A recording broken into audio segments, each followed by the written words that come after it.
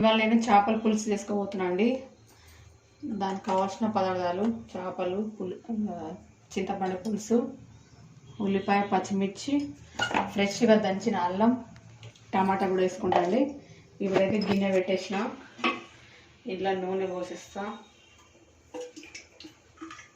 కొంచెం పులుసులకి కొంచెం నూనె కౌసు కదా, ఎక్కువ వాసన రాకుండా ఆయిల్ ఎక్కువ పోసుకోవాలి. ఇప్పుడైతే మెంతులు, లవంగాలు, చెక్క ఇవి వేస్తున్నా పోపుకి. కొంచెం వేడిగా ఇప్పుడు ఉల్లిపాయలు వేసేస్తున్నా.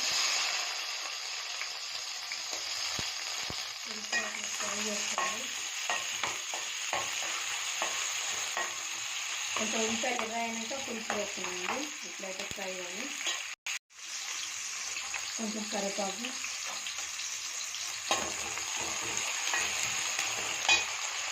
నేనైతే పులుసులకి దొడ్డు చేస్తానండి, ఎందుకంటే చాలా టేస్టీగా అవుతాయి దొడ్డు చేస్తే.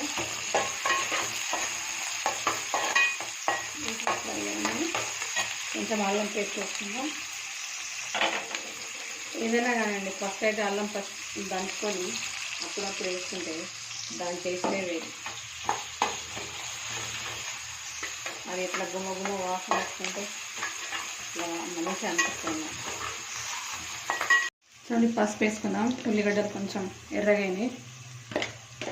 ఇప్పుడు దీనికి తగినంత కారం,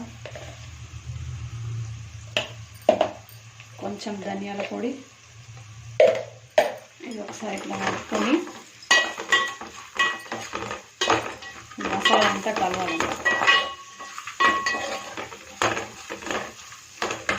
ఇట్లా కలిసినాక మనం ఏం చేద్దామంటే, ఇందాక ఇది పులుసు నేను రెడీ చేసుకున్నాను అన్నమాట. ఈ పులుసు ఇంట్లో వేసుకుంటాం.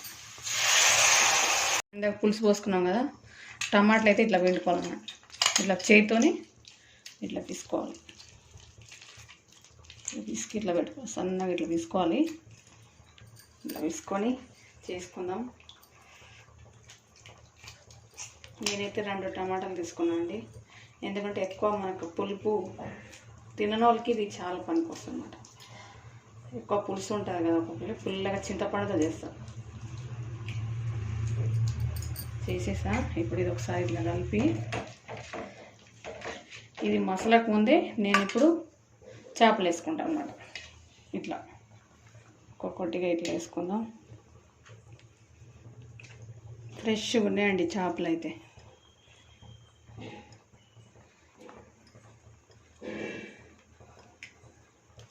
వేసుకొని విడివిడిగా వేసుకుంటున్నాం ముక్కలకి.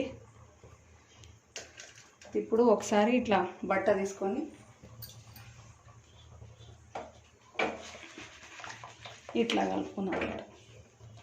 ఇది ఉడికేనియండి, తర్వాత చూపిస్తాను. ఇంకా పులుసు దగ్గరికి అయిపోయింది చూడండి. టమాటాలు కూడా మంచిగా ఉడికింది. మనం ఇందాక వేయించి పెట్టుకున్నా నేను ఓమ ఇట్లా నలిపి ఇట్లా వేసుకున్నాం. ఒకసారి ఇట్లా కలుపుకొని చూడండి, పులుసు చిక్కగా అయిపోయింది. ఇప్పుడు కొంచెం మనం ఉప్పు సరిపోయిందో టేస్ట్ చేద్దాం. కొంచెం తక్కువ ఉందండి, కొంచెం ఉప్పు వేసుకుందాం. ఇప్పుడు కొత్తిమీర వేసుకొని ఆఫ్ చేస్తాను అన్నమాట. అయిపోయింది, పులుసు దగ్గరికి అయిపోయింది. ఇంతే అండి, చేపల పులుసు రెడీ.